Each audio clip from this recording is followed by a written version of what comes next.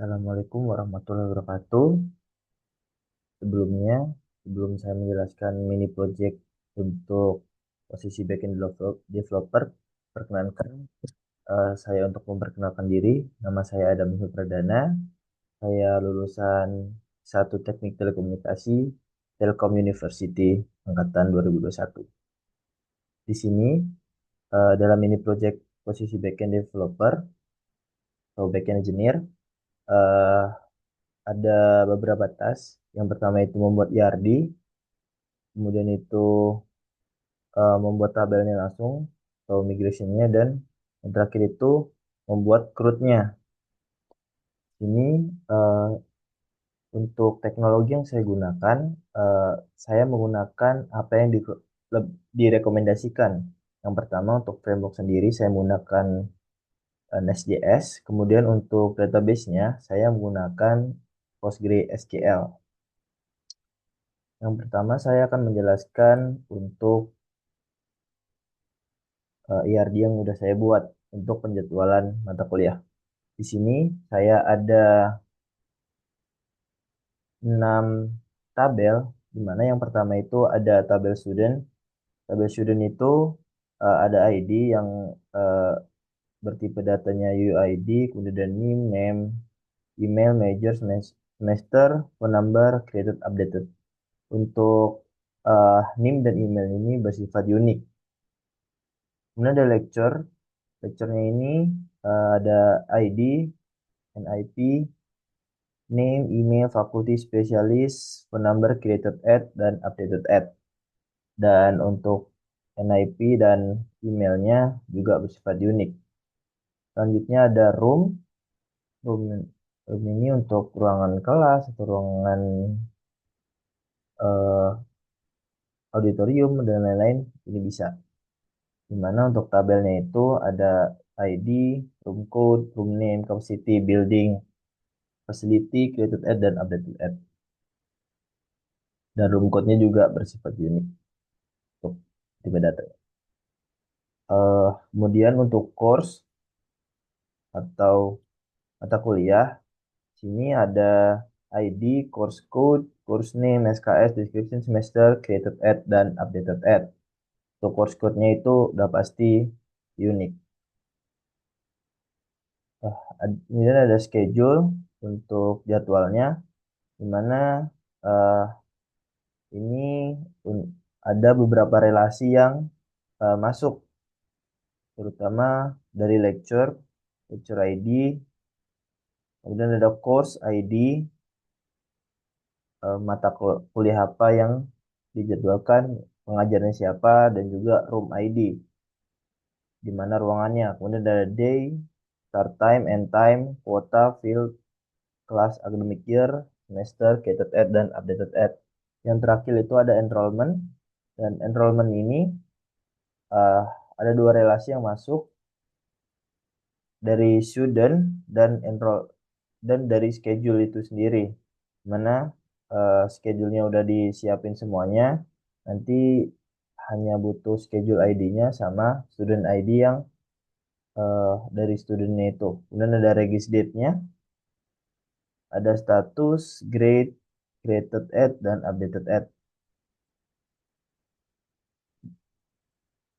Di sini untuk relasinya, untuk yang pertama itu dari lecture ke schedule itu one to many, di mana satu lecture bisa banyak jadwal. Kemudian juga room ke schedule itu juga one to many, satu ruangan bisa banyak jadwal. Course juga one to many ke schedule, satu mata kuliah bisa untuk banyak jadwal. Kemudian untuk student ke enrollment itu juga one to many, dan schedule ke enrollment itu one to many. Selanjutnya saya akan menjelaskan tentang kodenya atau function yang sudah saya buat. Sebelum masuk ke penjelasan kode, saya akan menjelaskan tentang struktur yang udah saya buat. Di mana saya membuat struktur ini agar lebih mudah untuk dikerjakan, kemudian juga lebih mudah untuk di maintenance. Yang pertama, saya membuat tersendiri untuk skemanya, di mana di luar modul atau folder modul ini, saya membuat skemanya itu sendiri, baik dari course, enrollment, lecture, schedule, student, harus dijelaskan untuk entity-nya namanya apa tabelnya, kemudian tiap kolom-kolomnya disesuaikan. Contoh ada di name, tipe datanya string, kemudian ada semester itu number dengan tipe data integer, dan ada created at, updated at, kayak gitu itu untuk timestamp.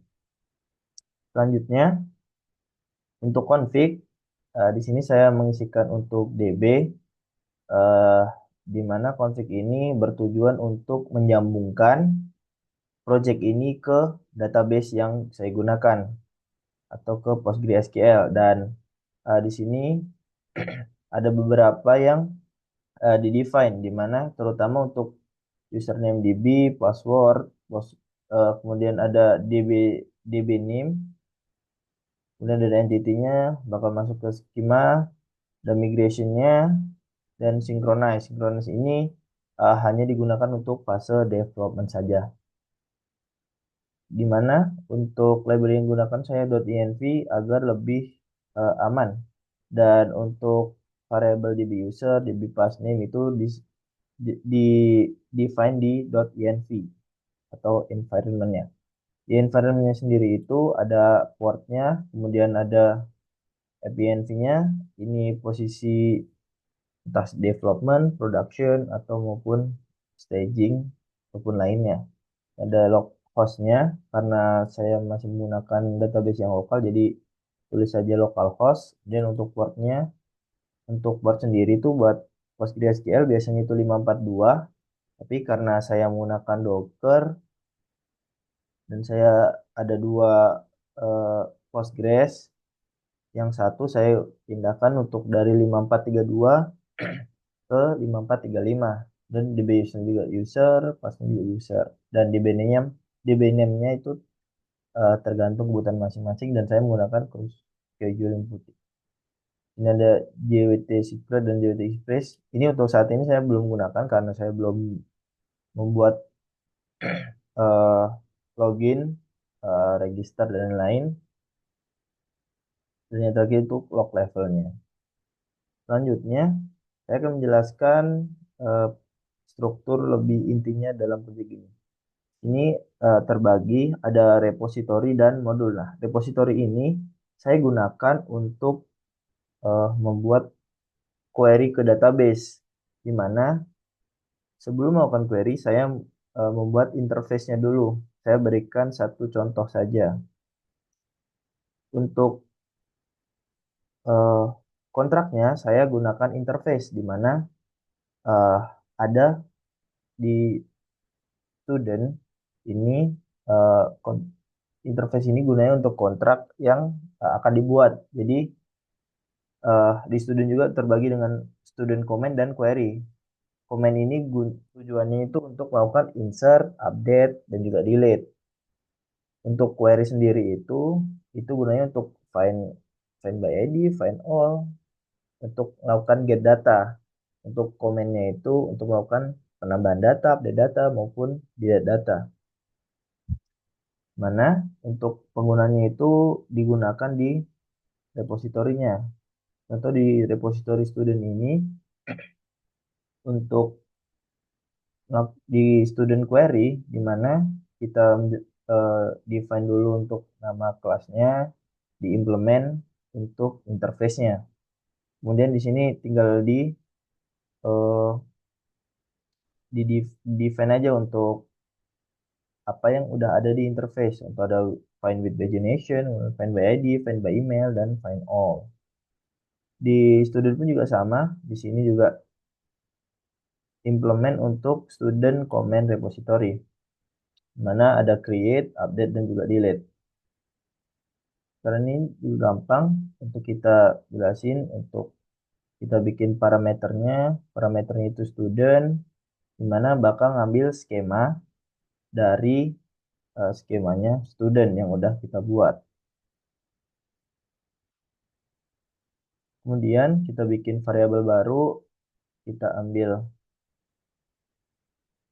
repositorinya dan kita buat .create student, dimana bakal nge-return untuk di save. Di save-nya itu sebagai variabel new student. Untuk update juga masih sama, tinggal di update, kemudian dicari untuk ID yang sesuai. Selanjutnya kita masuk ke modul, dimana modul ini untuk seperti yang udah saya buat tadi kan ada 6 tabel, saya membuat per modul karena agar mudah digunakan. Contoh masih student. Nah, di modulnya ini saya membuat 3 folder. Yang pertama itu ada service, ada DTO atau data transfer object, kemudian ada controllernya. Dimana untuk DTO-nya sendiri, saya juga sudah menggunakan implementasi API documentation untuk memudahkan nantinya proyek ini juga dikembangkan untuk dipakai oleh front end, jadi tinggal melihat API dokumentasinya. Kemudian eh, kita harus membuat create student DTO, sepertinya apa, kemudian ini is not empty, jadi double kosong, kemudian ini string, dan selanjutnya seperti di bawah, seperti itu. Gunanya untuk description example ini bakal tampil di API dokumentasi Swagger-nya nanti. Nanti saya juga akan memperlihatkan hasilnya. Kemudian untuk implementasinya seperti ini. Untuk contoh kita ambil create, di service-nya kita jelaskan, kita define create student service, kemudian kita di sini saya juga sudah menggunakan logger. Logger sini eh, penting untuk melihat log di database apakah ini sudah berhasil atau ada masalah. Nah, itu gunanya logger. Kemudian kita execute, parameternya itu kita menggunakan DTO, DTO yang sudah kita buat sebelumnya. Seperti yang ini, dimana kita bikin variable student, kita ngambil student comment repository, dimana comment repository tadi udah ada insert atau create, kemudian update dan juga delete. Kita ambil saja function create dan di dalamnya berisikan DTO ini dan di return aja untuk di save. Selanjutnya itu ada controller, tapi mungkin saya perlihatkan saja untuk uh, di get get dan juga update seperti ini untuk implementasi di service. Ini ada delete, untuk kurang lebih untuk caranya itu sama dari kenapa saya menggunakan satu-satu karena lebih mudah di maintenance. Jadi untuk kode-kode nanti jika ada pengembangan biar tidak menumpuk ke bawah dan bakal menjadi kode ini sangat panjang. Jadi saya buat per service saja satu function. Ada delete by ID, kemudian juga get all. Get all ini, ya ada yang saya lupa. Di sini get all saya menggunakan uh, query repo yang find with pagination dan juga saya generate paginator. Dimana generate paginator ini saya juga udah buat untuk di utils, dimana utils itu utility yang bisa membantu saya untuk saya gunakan, di mana ada logger. Loggernya itu kita menggunakan bawaan dari Nest.js saja, dari log, error, warn, dan debug. Ini ada paginator. Paginator ini di sini ada generate paginator dan juga default paginator. Di generate paginator ini digunakan untuk di get all untuk menghitung data, limitnya, page count, kemudian has previous page, has next page, previous page-nya, sama next page-nya. Dan default paginator ini untuk menghitung page limit dan offsetnya. Jadi digunakan get all, kita eh, gunakan page limit dan offsetnya juga datanya apa saja dan totalnya berapa. Kemudian di return datanya. Ini ada get by email. Kita tinggal memanggil find by emailnya. Jika tidak ada bakalan error. Kita lempar errornya ke di throw new not found exception. Dan get by ID.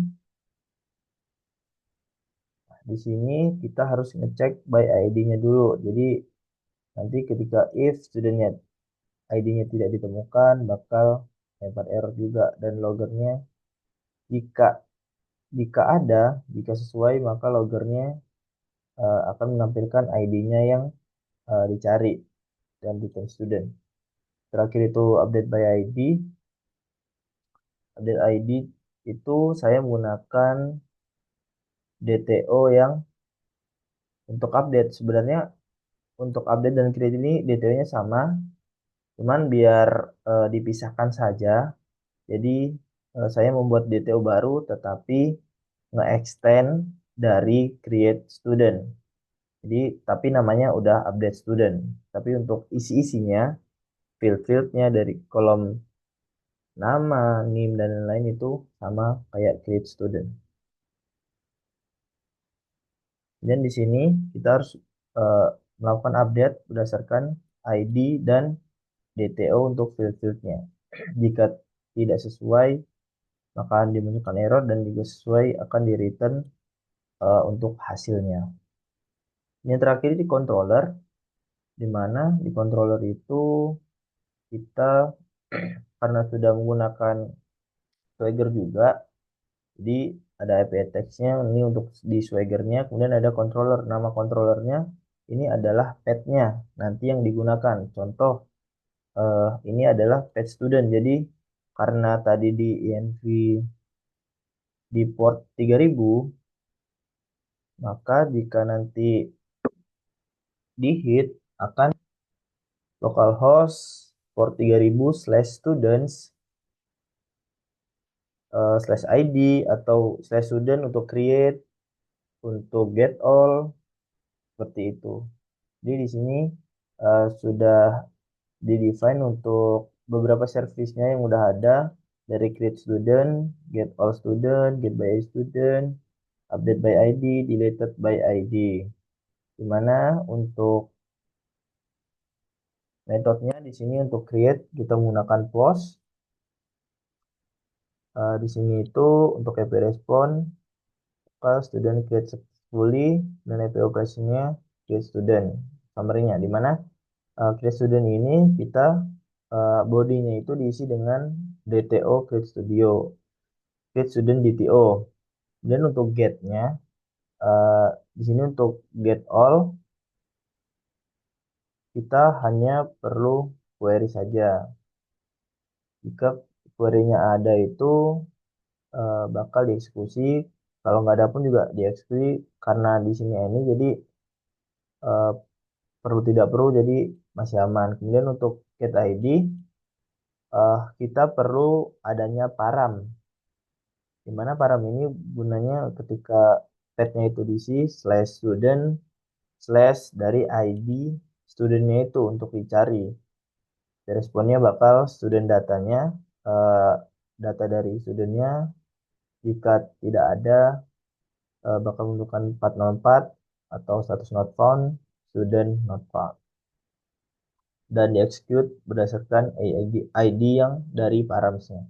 Nah, patch ID pun sebenarnya mirip dengan get by ID, cuman beda metodenya aja. Di sini ada patch, mungkin bisa juga menggunakan put, tapi saya prefer untuk menggunakan patch karena belum tentu data itu diupdate-nya itu semuanya, tapi hanya sebagian. Dimana paramnya juga kita memerlukan param, tetapi juga memerlukan body. di mana bodinya itu diambil dari update student DTO-nya dan di-execute untuk ID dan DTO-nya. Dan delete itu mirip banget untuk get by ID, cuman beda metodenya aja.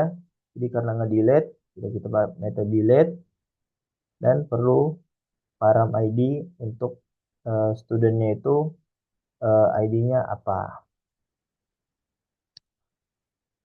Kemudian untuk testingnya, saya akan melakukan testing di API documentation-nya.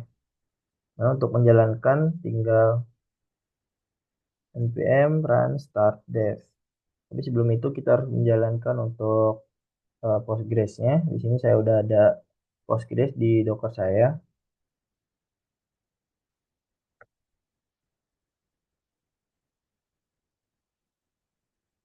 Oh iya, sebelum itu eh, dengan penggunaan Swagger itu eh, saya mendefine Swagger-nya itu di main. Yang nantinya di mana Swagger modul itu bisa dibuka di slash API dash docs.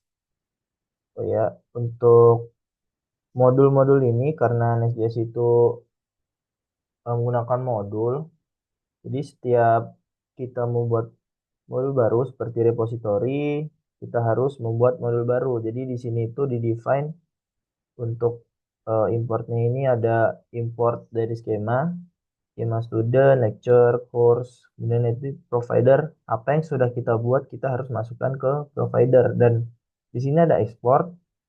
Export ini eh, agar apa yang udah kita buat bisa digunakan di folder-folder lainnya. Jadi kalau tidak diekspor ke ini, kita tidak bisa menggunakan eh, repository ini di service atau di controller atau di tempat-tempat lainnya.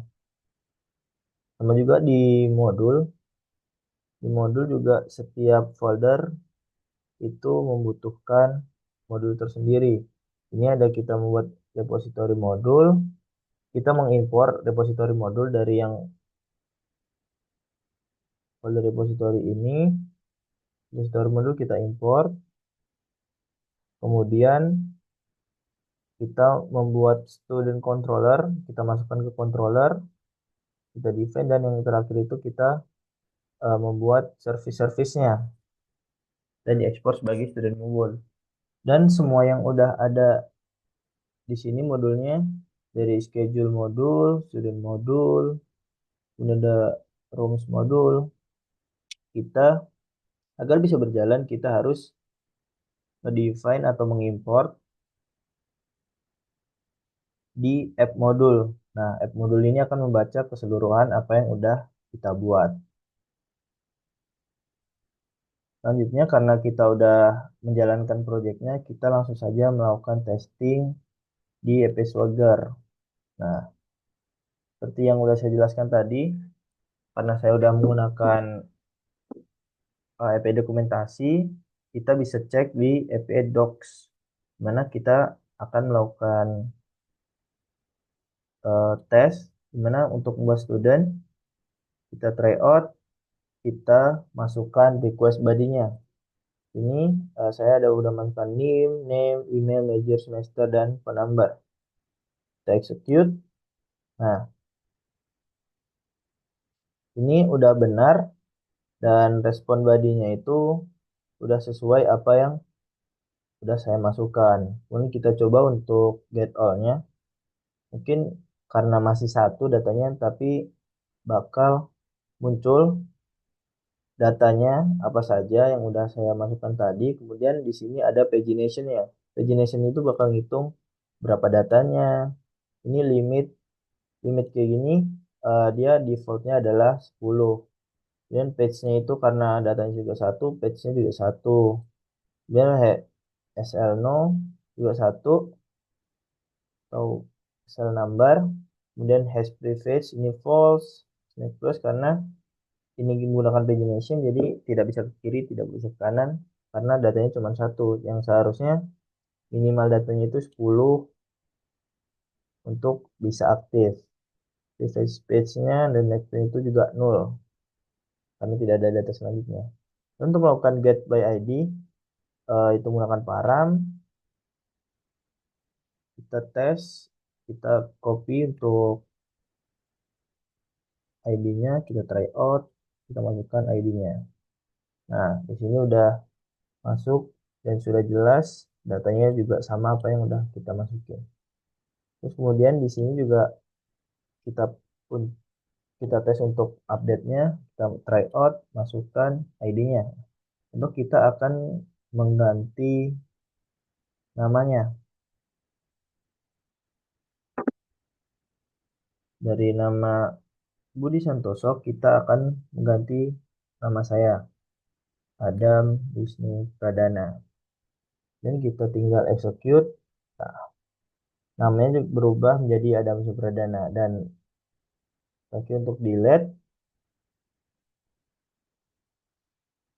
nanti saya akan eh, coba terakhir karena data-data yang tadi udah saya buat akan digunakan di tempat-tempat selanjutnya. Mana kita akan melakukan tes untuk create lecture. Nah, ini udah ada body-nya apa saja, kita execute saja. Nah, di sini hasilnya udah sesuai. Dan get all-nya juga sama, tinggal try out dan execute. Data yang hasilnya sudah sesuai. Satu data yang udah kita input tadi. Untuk by ID juga sama. Try out. Nah, batch-nya pun juga sama. Kita tinggal mau mengganti apa. Contoh NIP-nya ini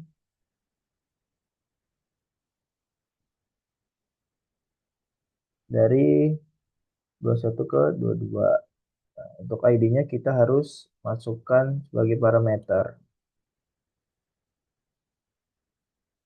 Kita execute. Ini juga udah berganti 987654322. Lanjut ke course juga sama. Kita butuh body-nya, course code-nya, course name SKS, description semesternya. Nah, ini respon juga udah sesuai. Kita coba getol, tryout sudah sesuai. Dan by ID, kita masukkan ID-nya juga sesuai. Untuk update-nya seperti yang sebelum-sebelumnya juga sama. Mungkin ada yang berbeda ini course code, di mana parameternya bukan hanya ID tapi kita mencari dari course code-nya. Ini course code-nya itu kita cari dulu, kita copy, try out dan kita masukkan course code-nya. Course code-nya itu kita pakai pet course code slash course code-nya atau param course code. Mana data yang ditampilkan juga sama sesuai kode course-nya. Selanjutnya untuk room kita juga mencoba nambah, kita masukkan body-nya dari room code, room name, capacity, building, dan facility. Nah, ini sudah sesuai. Untuk get pun juga harusnya sudah sesuai. Nah, sesuai juga menggunakan pagination. Dan di sini juga sama untuk room code-nya. Kita coba layout, room code, execute. Ini room code juga udah sama. Jadinya kita membuat schedule. Schedule ini lumayan rumit. Nah, kita harus try out. Nah, course ID, lecture ID, room ID kita harus mengambil dari apa yang udah kita buat sebelumnya. Kita contoh course ID. Kita cari course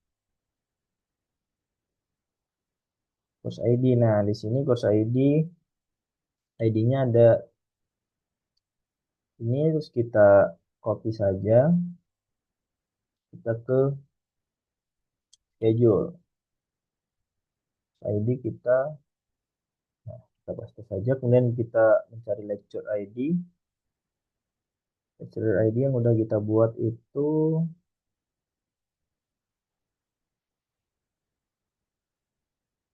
nih.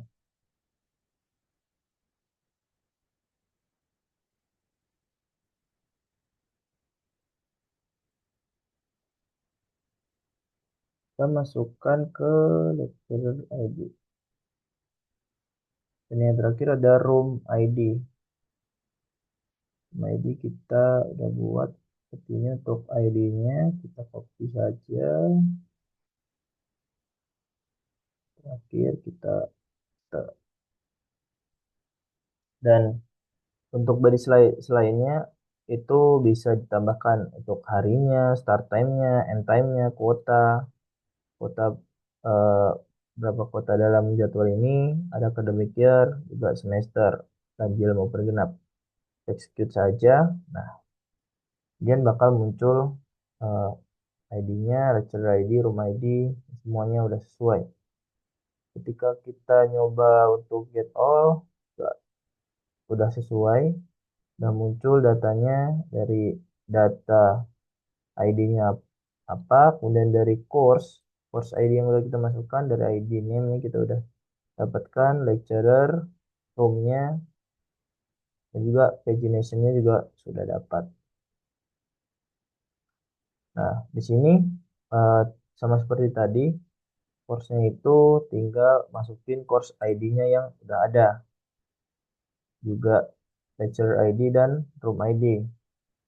Ini terakhir untuk enrollment itu kita tinggal try out, kita menggunakan student ID dan schedule ID. Pertama, kita dari schedule ID kita copy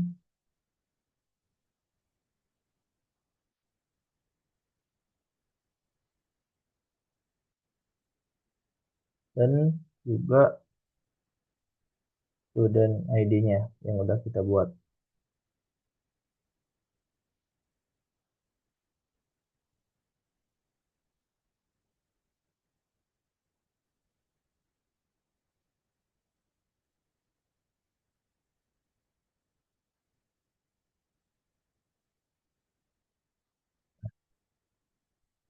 Maaf, salah, kita masukkan student ID di sini.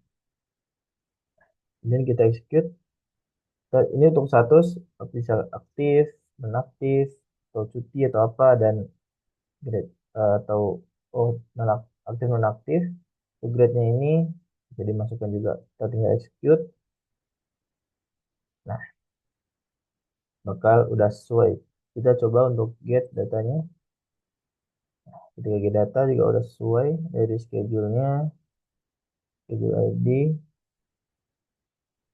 kemudian sudah sesuai. Untuk student ID juga enrollment-nya ini dicari untuk berdasarkan student ID-nya dan juga schedule ID-nya. Di sini juga EP dokumentasi udah ada skemanya. Tapi untuk skema ini eh, munculnya itu di create-nya. Karena untuk update ini tidak muncul karena kita nge-extend dari create-nya. Jadi cukup melihat dari create-nya. Tidak ada NIM. Untuk merah-merah ini adalah tanda yang wajib untuk diisi. Lecturer, kemudian course, room, udah ada untuk field-fieldnya apa saja yang harus diisi. Schedule dan juga enrollment-nya. Kemudian kita coba untuk delete data. Kita bikin perkecil dulu. Ini untuk delete data kita harus mengambil untuk kita ngedelete data yang dari enrollment saja. Enrollment itu kita ambil dulu untuk ID-nya. Ini kita udah kita copy, kemudian kita delete, try out berdasarkan ID. Dan kita tinggal execute.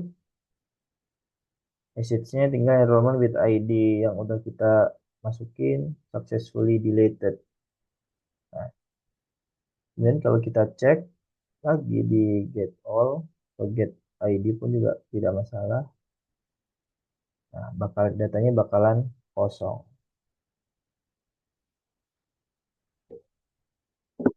Kemudian selanjutnya yang saya mau jelasin itu dalam project ini saya udah menggunakan GitHub.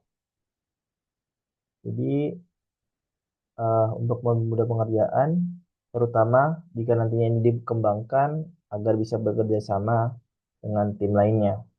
Saya pun juga untuk pengerjaannya menggunakan beberapa branch.